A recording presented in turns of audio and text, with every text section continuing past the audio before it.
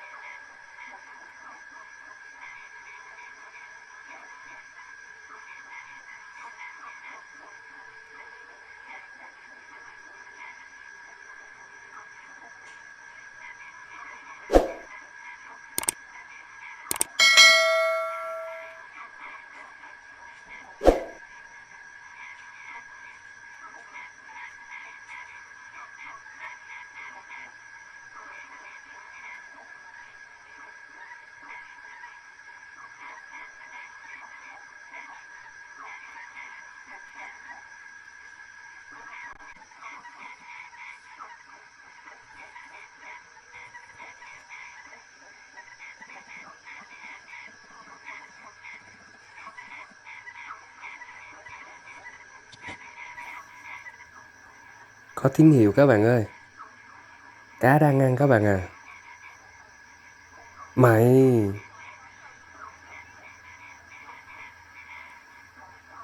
Cá chép đen các bạn à. Con này có 4 ngón tay à.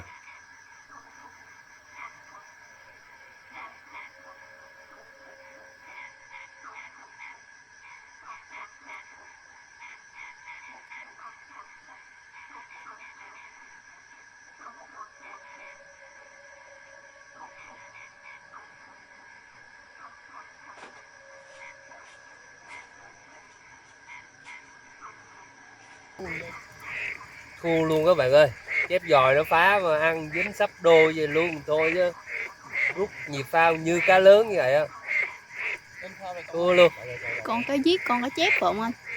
Con cá giết, con cá chép á, các bạn à.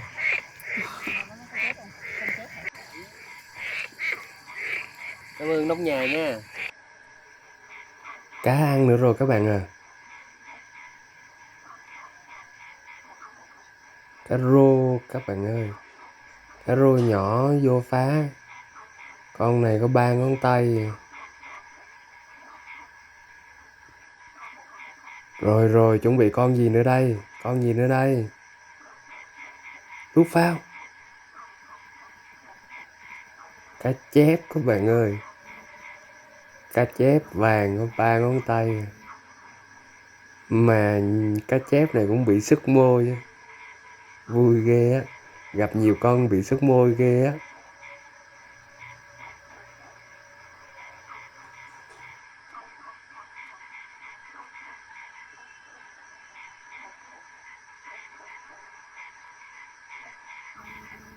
Cá trê các bạn à. Con này có 3 ngón tay. Mà giật còn nãy giờ mới được luôn.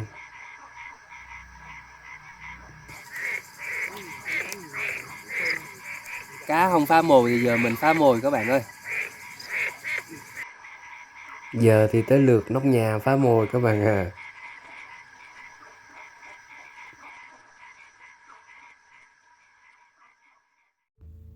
Các bạn biết ở đây là ở đâu không? Đây là góc nhìn về thung lũng đèn về ban đêm á. Mình đang câu thì là sương nó xuống quá, lạnh quá nên thôi hai đứa đi về. Và trên đường về á thì gặp cảnh này đẹp quá nên dừng lại chụp hình cho nóc nhà với lại khoe với các bạn. Góc nhìn này rất là đẹp. Nhiều bạn còn gọi là săn mây á, nhưng thực ra nó là sương á các bạn à. Sương xuống về đêm. Nhìn rất là ảo diệu. Đẹp ha các bạn ha. Còn đây là video chính tại góc nhìn này. Nhưng vào dịp gần rằm hoặc là gần ngày mùng 1 á, thì nhà vườn sẽ thắp sáng trưng tất cả các đèn trong cái nhà lồng ni lông này lên để cho hoa cúc người ta trồng bên trong nó quang hợp cả vào ban đêm luôn, nên để cho hoa không ngừng tăng trưởng phát triển. Và người ta nói vui là để cho hoa không ngủ á các bạn à. Nhưng đổi lại là một năm người ta làm được 4 vụ mùa lận. Rất là đẹp các bạn ạ. Người ta mới gọi là thung lũng đèn. Đó là dân chụp hình đặt biệt danh vậy thôi. Cũng giống như ở Bình Thuận người ta trồng thanh long mà trong đèn vậy đó các bạn. Rất là đẹp về đêm. Còn bây giờ chắc mình xin phép được kết thúc video tại đây ha. Và bởi vì hai vợ chồng không có nhiều thời gian á, nên video này chỉ có 8 tiếng để đi trải nghiệm câu cá và picnic thôi. Rất mong các bạn thông cảm ha.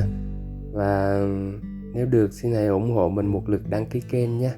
Hẹn gặp các bạn trong những video tiếp theo ạ. Xin chân thành cảm ơn.